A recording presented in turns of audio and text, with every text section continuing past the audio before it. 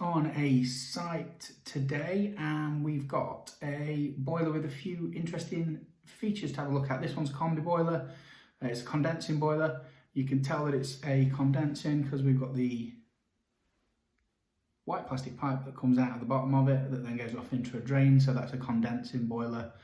That means it runs efficiently enough to create condensation from the flue gas. So then that needs to be able to be drained away. So that's how you can tell if you've got a boiler that's nice, efficient condensing. This boiler's got a few different features on it. So I'm just gonna shout a few things out about it for you. So based on it being a condensing boiler, we've got here three dials, turning it off and on, hot water, heating and resetting. Then we've got your hot water dial, and then we've got your heating flow dial. So we're going to concentrate on the heating flow because we've just spoke about it being condensing.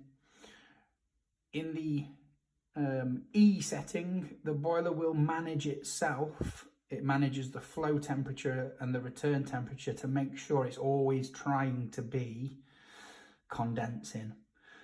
Condensing is where you get the most efficiency, but it's not necessarily the cheapest way to run the boiler. You get the best efficiency, but it still might be using a chunk of gas. So I know a lot of people that are running it much lower.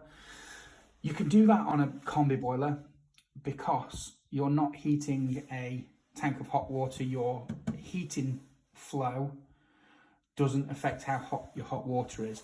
If you've got a traditional cylinder for hot water and a system boiler that's powering that, your tank needs to be able to achieve 60 degrees or more to make sure you're not at risk of Legionellas. Legionellas is like very rare in domestic properties, but your tank needs to be able to hit 60 at minimum really to avoid the risk of Legionellas. But on a combi, you can turn it right down and you can have your flow temperatures to your radiators all the way down to like, I mean, some boilers will go down to like 35, maybe less. I think this one does 40. And that's just using less gas, but it'll take the house a little bit longer to warm up. Loads and loads of people, you know, ask this question, what should they have this dial on? The lower it is, the cheaper it's going to be. The E setting is efficient, but it doesn't necessarily mean it's using less gas. It means you're getting the most punch, the most heat. You're squeezing every last bit of heat that you can out of the gas, but you still might be spending a little bit more than if you've got it set lower. So flow temperature, the boiler manufacturers spent an absolute fortune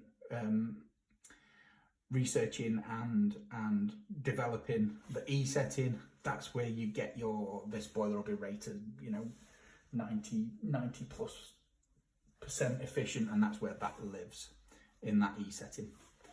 So there you go. And with that in mind, you've just got to tailor it to yourself. You know, if you've got little kids and you want your radiators to be quite, you know, low touch temperature. Again, if you're working on a combi, most system boilers shouldn't allow you to set your flow temperature so low because you need to be able to heat the hot water tank up properly to avoid the risk of Legionellas, which again is rare, but it is a thing and it is something to keep an eye on. So yeah, you can choose to set them rad temperatures really low and burn minimum gas on that.